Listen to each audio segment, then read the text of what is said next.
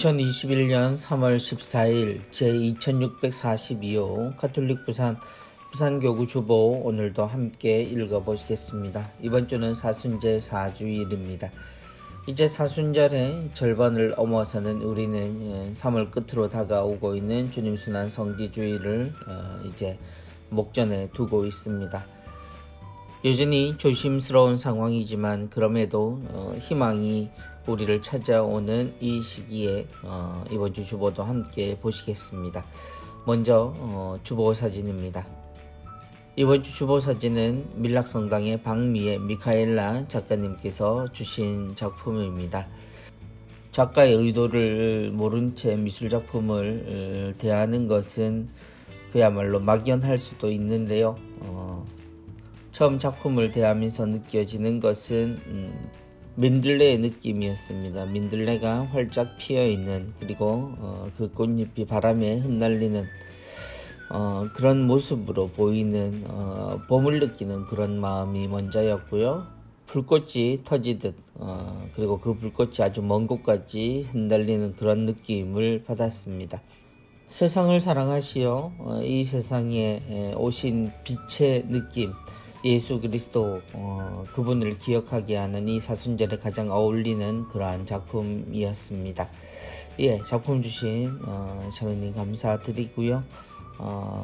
우리가 기다리는 부활의 느낌도 이렇겠죠. 모두가 기다리는 그리고 이 세상을 아름다움으로 다시 초대해줄 이 봄의 느낌처럼 부활이 여러분에게도 꼭 찾아오시기를 바랍니다.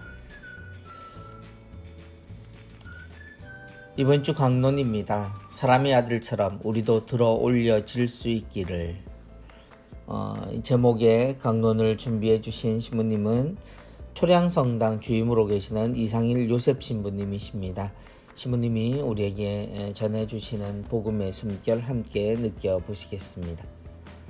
중학생 시절 수업 시간에 어느 선생님께서 이런 질문을 하셨습니다. 밥을 먹다가 밥알이 떨어졌다. 어떻게 할 것이냐? 주워 먹을 것이냐, 그대로 버릴 것이냐. 집에서 성당에서 받았던 교육에 따르면 주워 먹어야 합니다. 교리 시간에도 주워 먹으라고 배웠습니다. 왜냐하면 연옥에서 그걸 다 먹기 전까지 천당에 못 간다고 배웠으니까요. 하지만 그날 선생님은 단호하게 아깝게 생각하지 말고 그냥 버려라 하고 말씀하셨습니다. 떨어진 것을 주워 먹기보다는 더 열심히 공부하고 일하고 노력해서 더 훌륭한 식사를 하라고 하셨습니다. 여전히 주워 먹고 있습니다만 더 큰 노력을 하라는 말씀에는 고개를 끄덕이게 됩니다. 오늘 복음에서 예수님께서는 모세가 광야에서 뱀을 들어 올린 것처럼 사람의 아들도 들어 올려져야 하며 사람의 아들을 믿는 사람은 누구나 들어 올려져 영원한 생명을 얻게 해 주시겠다고 하십니다. 하느님은 세상을 너무나 사랑하셔서 외아들을 우리에게 주셨고 그 외아드님은 우리를 심판이 아니라 구원하시기 위해 이 땅에 오셨다고 하십니다. 예수님께서는 하느님 아버지의 뜻을 이렇게 설명해 주십니다. 나를 보내신 분의 뜻은 그분께서 나에게 주신 사람을 하나도 잃지 않고 마지막 날에 다시 살리는 것이다. 내 아버지의 뜻은 또 아들을 보고 믿는 사람은 누구나 영원한 생명을 얻는 것이다. 우리를 향한 하느님의 무한한 사랑을 보며 나약하고 힘없는 우리들에게 희망을 주심에 감사드려야 합니다. 구원에 대한 약속을 믿으며 우리는 하느님께서 보내주신 위아들을 믿고 세상이 주는 달콤한 어둠이 아니라 진리를 실천하는 빛으로 나아갈 수 있어야 합니다. 사람의 아들처럼 우리도 들어 올려질 수 있다는 희망을 가지고 그러한 은총을 청하며 더 큰 노력을 해나가는 사순시기가 되었으면 좋겠습니다. 신부님의 강론에서 예수님의 십자가의 또 다른 면을 우리는 보게 됩니다. 고통과 순환으로 여겨지는 예수님의 십자가는 어떤 의미에서 그 십자가가 세워진 그런 목적에 따라 우리를 초대하기도 합니다. 세상 사람들에게 본보기로 보여지는 죽음의 처벌이 십자가형이었습니다. 그래서 누구나 십자가가 세워진 곳을 바라보는 것만으로도 자신이 하지 말아야 할 일을 보게 하는 것이 바로 십자가 처형이었습니다. 그러나 예수님은 그 십자가형을 받아들임으로 인해서 모든 이가 당신을 볼 수 있도록 들어 올려지십니다. 모든 이가 예수님을 보고 그분처럼 산다면 부활을 누릴 수 있다는 것을 보게 된 것이 십자가의 또 다른 의미입니다. 우리의 눈이 고통에서 머물게 되면 우리가 주님을 따르는 삶은 고통처럼 느껴지지만 사실 십자가에 오르신 예수 그리스도의 삶이란 우리를 행복하게 했고 우리가 살아 숨쉬게 했던 그런 삶입니다.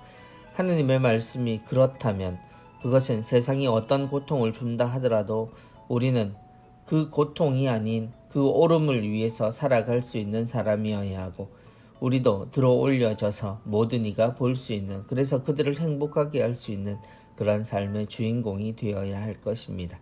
시부님의 말씀처럼 세상이 주는 달콤한 어둠이 아니라 진리를 실천할 수 있는 빛으로 나아갈 수 있는 것, 그것이 십자가를 바라보며 우리가 걸어가야 할 내용이리라 생각합니다. 시부님 강론 감사합니다. 은전 한잎입니다. 생각의 전환이라는 제목의 시입니다. 이 시는 중앙성당의 김민지 베로니카 자매님의 시이고요. 2020년 짧은 묵상시 공모전에서 입선하신 내용입니다. 오늘의 글과 그림은 덕계성당의 손보영 카타리나 자매님의 작품입니다. 생각의 전환. 나의 고난과 시련은 이웃을 위한 희생 제물일 수도 있겠구나. 그렇담 달게 받자. 어린 양 예수처럼. 나에게 고난과 시련이 닥쳐올 때 이것이 만약 이웃을 위한 희생 제물이라면 그건 예수님처럼 충분히 내가 겪어야 할 것으로 여길 수도 있고 또 그것을 통해서 하느님의 뜻을 그리고 세상 사람들과 그 의미를 나눌 수 있다라는 것, 그렇게 생각하면 그것을 꼭 피해가기 위해서 노력하는 것만이 모든 것의 방법일 수는 없다는 것, 그것이 바로 생각의 전환이라고 작가는 이야기하고 계시는 것 같습니다. 생각을 바꿔보면 이라는 표현들이 있습니다. 달리 생각하면, 입장을 바꿔놓고 보면 이것이 우리에게 필요한 것이 우리의 삶의 내용일 수도 있지요. 예수님을 생각하면 또 예수님의 생애를 보고 우리가 느끼는 것, 그것이 바로 우리 생각을 전환할 수 있는 기회가 될 수 있을 것 같습니다. 이번 주 부산 가톨릭 평화방송 내용입니다. 오늘의 강론은요, 이상일 신부님께서 화요일까지 강론 계속 이어가십니다. 그리고 지상고등학교 교목으로 계시는 박종민 신부님께서 수요일에서 토요일까지 우리에게 또 주님의 말씀 전해주시겠습니다. 신부님 우리 신부님입니다. 3월 16일 화요일에는 부산 평방 너희들 누구 코너에서는 신부들의 수다팀이 출연하십니다. 홍영태, 김병희, 이추성 신부님 나오셔서 표용은 신부님과 즐거운 수다 또 나누시겠습니다. 다른 코너에서 뵙게 되는 신부님들을 더 반갑게 맞아주시고요. 사랑이 있는 세상입니다. 3월 17일, 3월 24일은 사순특강으로 준비됩니다. 3월 17일 수요일에는 저와 함께 사순특강 첫 번째 시간 나누시겠고요. 3월 24일에는 하단지구 청소년 3옥 전담으로 계시는 임성환 신부님 나오셔서 사순특강의 두 번째 시간을 여러분과 함께 하겠습니다. 사순절에 우리가 특강을 듣고 함께 사순을 준비하는 기회들이 좀 적은데요. 마련되어 있는 시간 알차게 여러분들과 함께 사순 시기를 보낼 수 있으면 좋겠습니다. 부산 가톨릭 평화방송 유튜브도 여러분 많이 시청해 주시고요. 아직 구독하지 않으신 분들 구독 그리고 알림 설정 하셔서 새로운 소식이 나올 때마다 빨리 접하실 수 있겠습니다. 그리고 유익한 프로그램은 좋아요 눌러주셔서 응원해 주시면 좋겠습니다. 이번 주 누룩입니다. 십자가의 의미를 가르쳐준 혁이. 남천성당 인문학당 단리소장으로 계시는 박선정 헬레나 자매님의 글입니다. 벌써 15, 16년은 되었나 보다 혁이를 만난 것이. 대학 시절 한마음 한몸 운동에 참여했었다. 그때 알게 된 곳들은 대체로 우리 사회의 사각지대들이었다. 함께 있지만 우리 눈에 보이지 않는 곳들, 그리고 그곳의 사람들, 20살이던 내가 처음으로 가게 된 곳은 소아영화 재활원이었다. 그곳 보모 언니들과 함께 종일 이 일 저 일을 하다 보면 한밤중이었다. 드디어 평화인 줄 알았다. 그러나 밤에도 밤새 자신의 머리를 부딪히며 우는 자폐 아가들 소리에 더욱 잠을 이룰 수가 없는 밤이었다. 모두가 갖고 있지는 않은 엄마라는 존재. 그곳 아이들에게는 그 엄마라는 존재가 없었다. 태어날 때부터 아픈 몸으로 태어난 그 아이들은 어떤 아이들보다도 더 보살핌과 사랑이 필요한데 정작 그 아픈 몸 때문에 오히려 혼자가 된 거다. 매일 밤 20살의 나는 그런 생각들로 울다가 잠이 들었다. 그리고 10여 년이 지난 어느 날 시간과 삶에 쫓겨 후원만 하던 내게 전화가 걸려왔다. 재활원 원장 수녀님의 조심스러운 부탁 전화였다. 소아마비가 심하다 보니 일반 가정에서는 돌보기가 어려워서 5살이 되도록 한 번도 미탁을 가본 적이 없는 아이가 있다는 것이었다. 모두가 떠나고 텅 빈 집에 혼자 남은 아이를 애처롭게 바라보던 순간 간호사 출신에다가 거기에서 아이들과 생활을 해보았던 내가 떠올랐다는 것이다. 그렇게 나와 혁이와의 인연이 시작되었다. 혁이는 중증 소아마비여서 혼자서는 앉아 있을 수도 몸을 움직일 수도 대소변을 해결할 수도 없는 아이였다. 그러나 지능이 높고 감성이 뛰어난 아이였다. 웃음이 한바꽃이던 아이였다. 그렇게 한 달간의 위탁이 끝나고 다시 재활원으로 떠나던 날 나는 뒤돌아서 목을 놓아 울었다. 혁이도 우리 집 엄마 누나를 부르며 꺽꺽 울었다. 그랬던 그 아이가 벌써 20살이 다 되어간다. 그리고 세상에는 여전히 수많은 혁이가 살고 있다.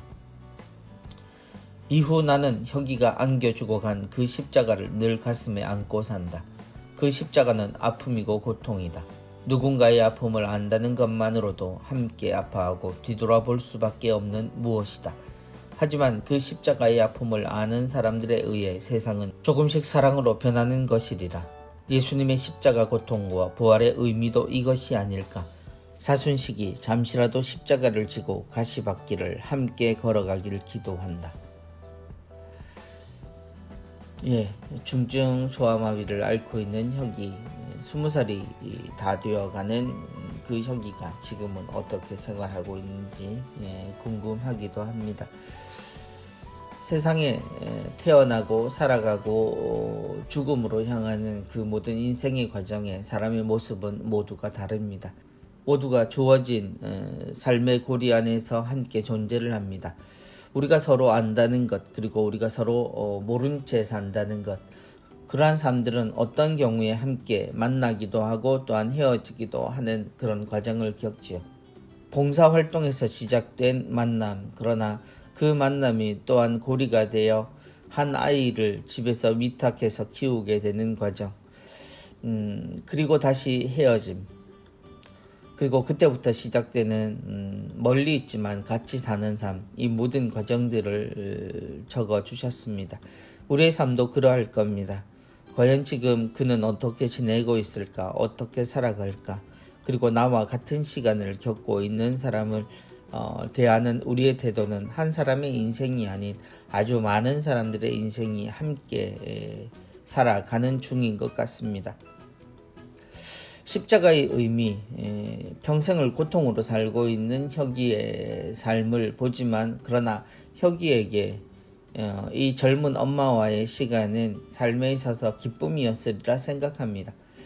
장애인들의 삶을 헤아릴 수는 없지만 우리가 고통이라고 여기는 그 삶이 자신의 삶의 일부가 되어버린 삶은 오히려 그 고통보다는 어떻게 살아가야 하는가의 문제가 모든 것의 관심입니다. 우리에겐 고통이 누군가에겐 삶일 수 있고 또한 그 삶이라는 것 안에서도 행복은 언제든 있을 수 있습니다. 예수 그리스도의 고통, 그 고통은 사실 우리가 회피하고자 만들어낸 십자가입니다. 그리고 모두가 그 고통을 보면 그를 따르기를 멈추리라 생각했습니다. 그러나 그 십자가가 우리에게 남긴 기억은 그 십자가에 매달린 예수 그리스도가 우리를 정말 사랑했다는 것이고 그 죽음으로 모든 것이 끝나지 않았다는 것이 부활을 통해 나타납니다. 혁이를 통해서 우리가 느끼는 십자가의 의미, 그 끝에 부활이 있다라는 희망이 우리 모두를 행복하게 했으면 좋겠습니다. 글 감사합니다. 이번 주 가톨릭 영상 교리는 11번째 평신도에 대한 내용입니다. 우리 교회는 성직자, 수도자, 평신도로 구성되어 있습니다. 그중 대다수는 평신도들입니다. 세례를 받고 성당에서 미사를 드리며 고해 성사를 하고 봉사활동에도 참여하며 가족과 친구와 다투기도 하고 화해하며 용서하고 용서받으며 세상과 연결되어 살아가는 평범한 신자들입니다. 우리나라 평신도들은 자부심을 가지고 살아갑니다. 왜냐하면 이 땅에 그리스도교를 스스로 받아들이고 박해를 받으면서도 신앙을 지켜내어 지금의 한국 천주교회를 있게 한 순교자의 피가 우리 안에 흐르고 있다고 생각하기 때문입니다. 그러나 그 박해 시대에 목에 칼이 들어오는 순간에 너는 천주교인이냐는 서슬퍼런 물음에 어떻게 대답해야 할지 생각할 겨를도 없이 배교하고 말 것 같은 저의 얄팍한 믿음에는 당황스럽습니다. 그래서 최소한 이런 말은 듣지 않기를 바라며 삽니다. 네가 그러고도 천주교 신자냐? 평신도 영상 바로 보기 QR코드 나와 있습니다. 함께 검색하셔서 보시기 바랍니다. 네가 그러고도 천주교 신자냐? 참 나쁜 표현이긴 합니다만 그럼에도 천주교 신자이기에 들을 수 있는 이야기이지요. 천주교 신자라는 것에 대한 이미지가 우리에겐 있습니다. 우리가 믿는 믿음이라는 것이 하느님을 믿고 하느님의 뜻대로 살아가는 삶이지만 그것을 우리가 잊는 순간들이 참 많죠. 그러나 잊었다고 해서 우리가 입은 옷이 우리가 살아가는 우리의 근본이 사라지지는 않습니다. 천주교 신자는 내가 기억하고 기도할 때만 신자는 아니지요. 우리의 모든 삶이 하느님 안에 있으니 말입니다. 한국 천주교회, 한국에서 천주교 신자로 산다는 것, 처음 박해 시대에 우리의 모습은 신분사회를 하느님 때문에 무너뜨린 사람들이었습니다. 그러기에 목숨을 걸어야 하는 이 신앙을 받아들인 분들입니다. 그리고 자유롭게 된 지금은 우리는 마음 놓고 하느님을 믿으며 살아갑니다. 훌륭한 조상을 두었다. 그러나 내가 그 조상을 둔 것만으로 나의 삶이 완성되지는 않습니다. 나 역시 그 삶을 생각하고 어떻게 사는가가 중요하겠지요. 어떤 이는 그렇게 말합니다. 예수 그리스도는 성직자가 아닌 평신도로 살았다. 맞는 말입니다. 그런 의미에서 보면 예수 그리스도의 하루가 우리의 하루와 다를 리는 없었을 겁니다. 그분의 삶이 우리와 같았다라고 하는 것은 우리가 그분을 따라야 한다는 것에 대한 짐을 조금 가볍게 하는지도 모릅니다. 우리는 주님이 아닙니다. 그러나 주님은 우리가 되셨다는 것 또한 분명합니다. 그래서 평신도로서 느껴야 하는 자부심, 그리고 평신도로 살아가는 모든 일상이 바로 예수 그리스도가 우리에게 보여준 일상을 따라 살아야 한다는 것도 우리 잊지 않으면 좋겠습니다. 이번 주 카톡입니다. 이번 주 카톡은 엄마와의 대화네요. 엄마, 묵주 팔찌가 끊어졌어요. 열심히 기도했나 보네. 묵주가 다 끊어지고. 그 정도까지는 아닌데 좀 험하게 썼나? 근데 이제 이 묵주는 어떻게 하면 좋죠? 그냥 버리자니 죄스러운 마음이 드는데 신부님이 축복해 주시기도 했고, 본당에서 수고하는지 물어보고 수고하지 않으면 우리가 개별적으로 묵주를 잘 싸서 버리면 될 거야. 우리가 성물을 함부로 버리는 것도 좋지 않지만 죄의식을 가질 필요는 없어. 성물은 우리 신앙생활을 도와주는 소중한 물건이지 성물 자체를 예수님이나 성모님처럼 생각하면 우상숭배로 이어질 수 있으니까. 네, 본당 사무실에 문의드려보고 수고하지 않으면 잘 싸서 버릴게요. 그동안 정성껏 기도했던 묵주인데 마지막까지 소중하게 다루고 싶어요. 그래, 이참에 성물들을 어떻게 처리하는지 잘 알아봐봐. 오랫동안 사용하던 성물이 끊어지거나 또 훼손이 되었을 경우에 어떻게 해야 되는가 아주 오래된 고민들이죠. 예전에는 마당 한기퉁이를 파서 땅에 묻는 경우들도 있었습니다. 또 그렇게 해야 한다고 배우기도 했던 것 같습니다. 성당에서 수거를 하는 경우들도 있죠. 우리의 신앙생활이 오래 되다 보면 그런 같은 문제를 겪는 신자들이 많기 때문에, 그리고 그만큼 우리가 또 살면서 구입하게 된, 그리고 선물로 받게 되는 선물들도 많아서 훼손되는 경우들도 이제 시간이 오래되면 묵주도 낡으면 줄이 끊어지기도, 또 십자가가 떨어지기도 하죠. 그런 경우에 어떻게 해야 하는가 많은 분들이 걱정을 하시는데요. 모든 성물들은 훼손으로 인해서 그 기도의 의미가 줄어들거나 하지는 않지요. 그럼에도 뭐 어떤 분들은 그래서 붙여서 쓰기도 하고 계속 엮어서 쓰기도 하시는데요. 어떤 분들은 그 훼손과 더불어 성물의 축복이 상실된다라고 생각하는 경우도 있지만, 훼손된 성물을 뭐 붙이거나 해서 계속 사용하는 데 문제가 있지는 않습니다. 그럼에도 불구하고 우리가 그것으로 인해서 묵주가 끊어져서 더 이상 묵주로 역할을 하지 못한다라고 한다면 당연히 그 성물은 그 의미를 다했다라고 볼 수 있겠죠. 그랬을 때 소중한 마음을 지니는 건 아주 좋은 자세라고 생각합니다. 그래서 잘 싸서 버릴 수 있겠고, 소각하거나 또 여전히 땅에 묻는 경우들도 있을 수 있겠죠. 본당에서 수거를 한다면, 그리고 최근에 또 성물을 수거해 주시는 그런 곳들도 있으니까 알아보시면 좋겠고요. 그렇지 않은 경우는 소중한 마음들 가지시고 개별적으로 처리를 하셔도 괜찮겠습니다. 예, 성물의 경우는 매매를 하는 경우가 있다면, 예를 들어 누구한테 선물을 준다라고 하고도 한국 분들이 좀 재밌는 습관들이 있어요. 그냥 주면 그러니까 1,000원이라도 달라 라고 뭐 이야기하시기도 하고 복돈이라고 하시죠. 뭐 이런 경우들까지도 있는데요. 돈을 받고 이것을 건네주거나 하는 경우에는 다시 축복을 청하시기 바랍니다. 매매를 하시는 것 자체가 그것은 성물의 의미, 가치를 없애는 것과 같습니다. 그래서 그러한 경우에 다시 축복을 청하시기 바라고요. 부득이하게 성물이 훼손된다 하더라도 그것에 대해서 죄책감을 가지거나 너무 마음 졸이실 필요는 없겠습니다. 성물을 존중하는 마음, 그 마음만으로도 충분히 중요하니까요. 그래서 소중한 물건은 소중하게 보관하시고 또 처리를 하실 때도 같은 마음으로 하시면 되겠습니다.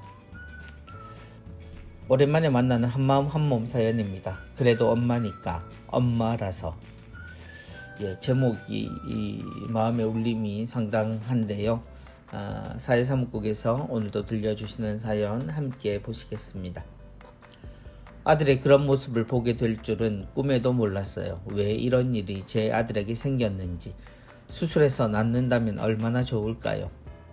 로사 씨는 어려운 살림에도 자녀를 잘 키웠고 남들처럼 평범한 노후를 보낼 줄 알았습니다. 하지만 그 기대는 한순간 절망으로 바뀌었습니다. 평범한 직장이었던 형우 씨는 월급의 반을 어머니의 생활비로 드릴 만큼 착실한 아들이었습니다. 그러나 어느 때부터인가 호흡곤란, 기침, 가슴 통증 등의 증상이 나타나 일상생활이 힘들어지기 시작했습니다. 형우 씨는 2019년 흉선암이라는 진단을 받았습니다. 흉선은 가슴의 종격동 앞쪽에 있는 면역기관입니다. 가장 좋은 치료 방법은 수술적 절제라고 합니다. 하지만 초기 단계를 한참 지나버려 수술을 진행할 수 없는 상황이라 방사선 치료와 항암요법으로 견딜 수밖에 없습니다. 현재까지 7회의 항암 치료를 받았고 앞으로 추가적인 치료들이 언제까지 이어질지 몰라 더 막막하기만 합니다. 갈수록 응급 상황이 더 자주 발생하며 그때마다 수백만 원이 넘는 의료 비용이 듭니다. 그동안 가입해놓은 보험조차 없고 오래된 아파트와 아들 소유의 차는 자산으로 책정되어 공적 지원마저 받을 수 없어 안타깝습니다. 그동안 차곡차곡 모아둔 돈은 모두 소진되었고 기초연금과 노인 일자리 수입만으로는 턱없이 부족합니다. 작년 새벽 욕실에서 가쁜 숨을 몰아쉬며 쓰러져 있는 아들을 발견하고 너무 놀란 로사 씨는 119를 불렀습니다. 생사를 오가는 아들을 끌어안고 울며 기도밖에는 할 수 없었습니다. 다행히 고비는 넘겼지만 언제 또 응급 상황이 올지, 언제가 마지막이 될지 늘 노심초사하며 마음을 졸입니다. 형우 씨는 병원 가는 날 외에는 방 안에서 잘 나오지 않습니다. 로사 씨는 아들의 굳게 닫힌 방문을 바라보며 왜 이런 고통을 제게 주셨는지, 어디에서 희망을 찾아야 하는지, 계속되는 삶의 불행 앞에서 깊은 슬픔에 휩싸입니다. 그래도 엄마니까, 엄마라서 사랑하는 아들을 포기할 수 없습니다. 어찌할 수 없는 답답한 현실에도 저녁이 되면 어김없이 아들의 손을 꼭 붙잡고 간절히 기도드립니다. 어머니와 아들의 기도는 그렇게 매일 하늘에 전해지고 있습니다. 어머니와 아들의 간절한 기도에 사랑으로 화답해 주시겠습니까? 70 노모께서 일을 해야만 하는, 그리고 그 일이 아들의 치료비와 연결되어 있는 것, 그 연결고리만 생각하더라도 가슴이 아픕니다. 어머니가 겪어내는 이 시련의 시간, 당사자가 되어 있는 아들의 처지와 아들의 마음 역시 헤아려지는 바가 있습니다. 치료를 받으면서도 언제일지 모르는 그 끝을 향해 가는 불안함, 노후를 겪어내야 할 삶의 순간에서 여전히 나이를 잊은 채 살 수밖에 없는 어머니의 삶, 그 모든 아픔들이 고스란히 느껴지는 사연입니다. 치료비를 이야기하지만 생활비가 더 걱정되는, 그리고 아들과 어머니가 살아가는 그 하루의 시간들이 더없이 소중하고 또 더없이 힘겨울이라는 생각도 함께 듭니다. 그래요. 어머니와 아들의 기도에 화답할 수 있는 우리였으면 좋겠습니다. 사연을 보시고 함께 하실 여러분의 사랑의 손길을 기다립니다. 사회사목국에서 전해주시는 이러한 사연들, 우리의 삶이라 여겨 들으시고 함께 하시면 좋겠습니다. 주보와 함께하는 사순피정, 그 4번째 시간입니다. 생태적 회심이 이번 주 피정의 주제입니다. 수만 년 인류 역사적 흐름에서 불과 산업화 사회 300년 만에 생명 공동체 지구는 생태적 위기에 직면했습니다. 인류 공동체는 플라스틱 지구를 목격한 후에야 위기의식을 느끼며 지구를 살리기 위해 행동하기 시작했습니다. 경제적 가치만을 쫓아온 인류의 생산과 소비 활동이 탄소 발자국을 엄청나게 남겨 오늘의 위기를 맞은 것입니다. 가톨릭 교회는 프란치스코 교황의 생태 회칙 찬미받으소서 반포 이후에 기후변화에 대응하여 본격적인 실천을 시작했지만 기후변화의 속도에 비해 우리의 실천은 여전히 거북이 걸음입니다.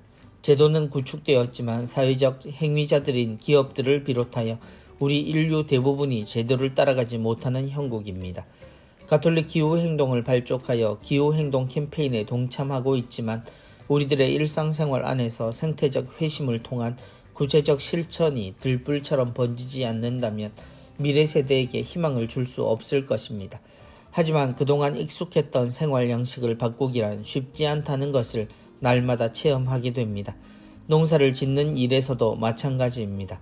90년대까지만 해도 고추며 채소들을 심는 밭에 비닐을 덮지 않았던 것 같은데 언제부터인가 비닐 없이 농사 짓는 일을 생각하기 어려운 지경에 이르렀습니다.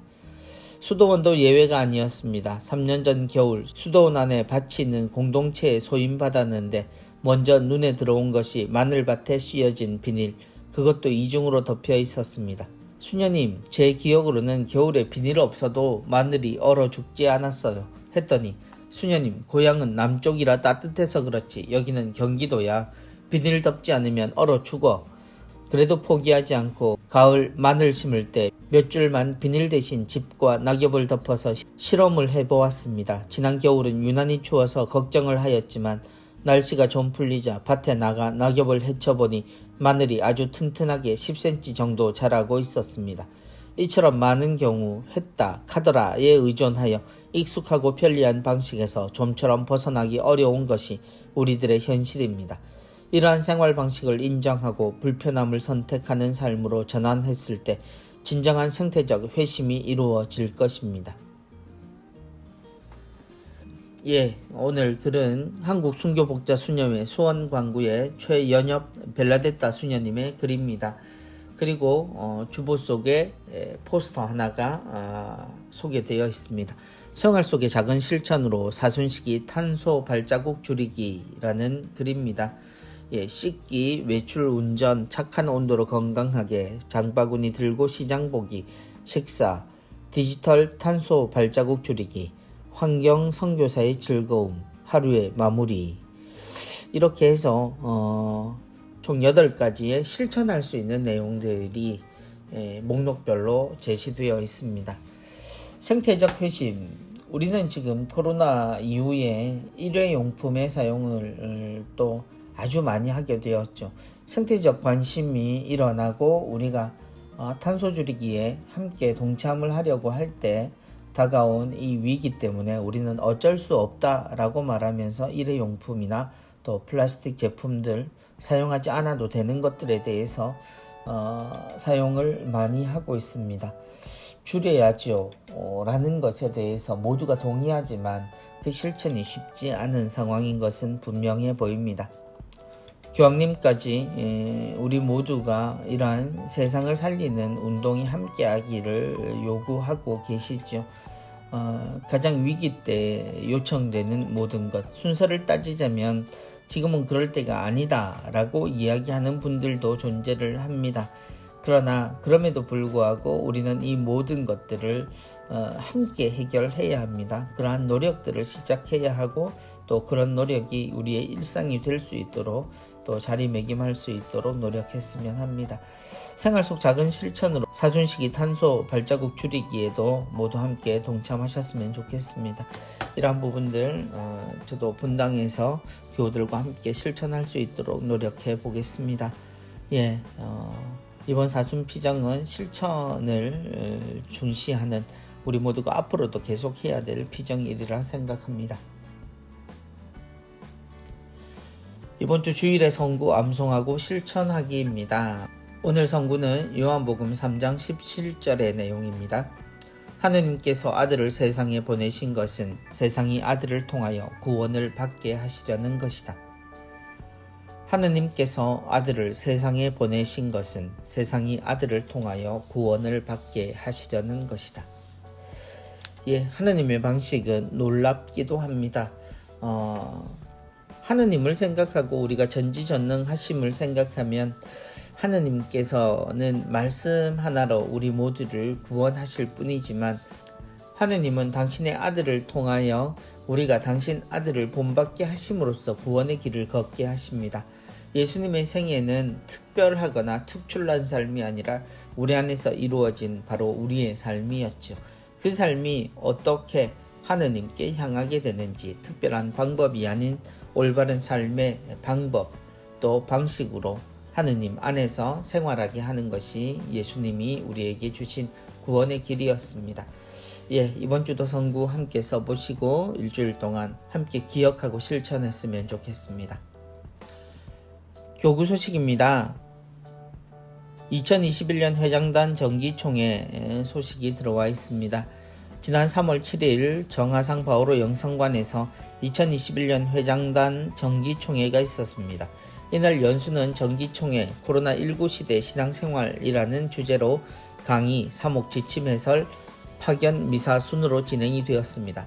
특별히 미사 중에는 2020년 선교 교리교사 사랑 봉사상 시상식이 있었습니다. 교구장 손삼석 주교님은 미사 강론 중에 여러분이 앞장서서 봉사하고 희생하여 하느님의 참된 성전, 참된 공동체가 되도록 노력해 주길 바란다 라고 말씀하셨습니다. 본당 및 성지순례 완주자 인증서 및 축복장 수여식이 지난 2월 28일 교구청 5층 강당에서 있었습니다. 대상으로 가야성당의 정경임 마리아 자매님 외에 18분이 상을 받으셨습니다. 모두 수고하셨고 축하드립니다. 코로나19 극복을 위한 사랑의 자선금 모금 내역 이번 주도 나와 있습니다. 사랑의 자선금 기부해 주신 모든 분들께 감사드리고 더 많은 분들이 지속적으로 도움을 주고 계십니다. 코로나 극복을 위한 기부금 모금에 동참을 원하시는 분들은 아래 계좌로 참여해 주시면 되겠습니다. 부산교구 청소년 사목국에서 사순 제4주일 젊은이 주보 뉴스위크 나와 있습니다. QR코드 통해서 함께 읽어보시고요. 본당에서는 지면을 통해서도 보실 수 있겠습니다. 예, 줌과 함께 에미 주말을 가정에서 메리지안 카운트에서 실시간 비대면 에미 주말을 실시하신다고 하네요. 4월 23일 금요일 8시부터 25일 주일 오후 5시까지입니다. 장소는 각 가정에서 줌으로 참여하실 수 있고요. 대상은 결혼 3년 이상, 종교는 무관한 부부입니다. 또한 성직자, 수도자도 참가하실 수 있다고 합니다. 신청은 부산 에미 주말 분과에 신청하실 수 있겠고요. 051-465-1010번입니다. 교구에서는 2022년도 사제 지원자 월모임을 안내하고 있습니다. 3월 21일 오전 10시 반까지 교구청 2층 성소국에서 있겠습니다.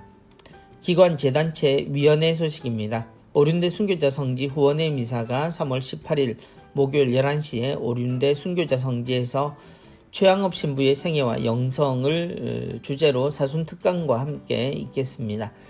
부산교회사 연구소 순교자 현양 미사가 있습니다. 3월 20일 토요일 11시에 부산 카톨릭대 신학교정 양재현 마르티노관 2층 그레고리오 성당에서 있겠습니다. 평신도 선교사에 찾아가는 교리 안내되어 있습니다. 몸이 불편하셔서 본당 교리가 힘드신 분, 그리고 교리교사가 부족한 성당에서도 교리교사를 파견해 드립니다. 이번 주 선종사제를 위한 기도 부탁드립니다. 3월 15일입니다. 한도준 마테오 신부님, 신부님의 영원한 안식을 위해 많은 교우들의 기도를 부탁드립니다. 부산교구 공원묘원 하늘공원 가족봉합묘 8위형 8단과 9단 신규 분양 소식 들어와 있습니다. 분양 시작일은 3월 15일이고요. 월요일 9시부터입니다. 교적 지참 후에 현장 방문 시 분양이 가능하다고 합니다. 개방 시간은 오전 9시부터 저녁 5시까지입니다. 연중 무휴이고요. 군종 후원의 미사 있겠습니다. 부산은 3월 18일 10시 반에 금정성당에서 김부수 신부님께서 집전하시겠고요. 울산은 4월 9일 금요일 10시에 옥동성당에서 강인구 신부님께서 집전하시겠습니다. 도로시의 집 무료진료소 봉사자 모집합니다. 매주 일요일 오후 2시부터 5시까지 월 1회 또는 격월로 1회 봉사하실 분 모집합니다. 노동사목센터 사장성당 옆에 자리하고 있는데요. 2층 도로시의 집에서 치과, 위생과, 약제과, 물리치료과에서 활동하시게 되겠습니다. 시각장애인 선교회 상솔고에서 운영되고 있습니다. 매주 화요일 오후 2시부터 4시까지 선교회 3층 성전에서 있고요. 사전 예약하셔야 성사 가능하십니다. 오륜대 순교자 성지 상설고에서도 재개됩니다. 주 2회 매주 월요일과 금요일 오후 2시부터 3시 반까지입니다. 교육 모집 기타 내용입니다. 한국 외방선교회 수녀회 후원 미사 안내해 드립니다. 사직 대건성당에서 3월 19일 금요일 오전 10시에 있겠습니다. 돈보스코 직업전문학교 학생을 모집하고 있습니다. 2021년 1년 과정입니다. 15세 이상 남자분으로 교육비, 기숙사 무료 수당 지급을 해드립니다. 내용 참조하시고 원하시는 분 신청하시기 바랍니다. 이태석 신부 참사랑 후원 미사가 있습니다. 이태석 신부 기념관 4층에서요. 3월 20일 토요일 오전 10시에 미사가 있겠습니다. 수도 전통에 따른 렉시오 디비나 입문 비정, 양평 까리타스 비정집에서 4월 15일에서 18일까지 있겠습니다. 제속 프란치스코회 청장년 회원 모집을 합니다. 프란치스코 성인의 발자취를 따라 복음적 삶을 살고자 하는 45세 이하의 신자들을 모집합니다. 부산지역 국악성가 한솔 합창단 창단 지휘자 반주자 단원 모집 내용 나와 있습니다. 가톨릭 신자로 사부 합창단원 만 60세 미만이신 분 모집합니다. 오디션은 4월 17일 오후 2시고요. 반주자와 지휘자도 따로 오디션 있겠습니다. 내용 참조하십시오. 문경 망원성지에서 성물 폐기 처리 안내해 드립니다. 십자고상, 묵주, 성모상 등의 성물을 폐기해 드린다고 합니다. 문자 주시고 이용하실 수 있겠습니다. 행복나눔 영성심리상담센터 안내되어 있습니다. 행복 나눔의 전화 상담 번호 463-7866번입니다. 내방 상담도 가능하고요. 월요일부터 토요일까지 10시부터 4시 반까지 동네 명륜동역에서 2번 출구로 내리시면 이용하실 수 있습니다. 신자, 미신자, 타 종교인 및 지역민들 모두를 대상으로 하니까요.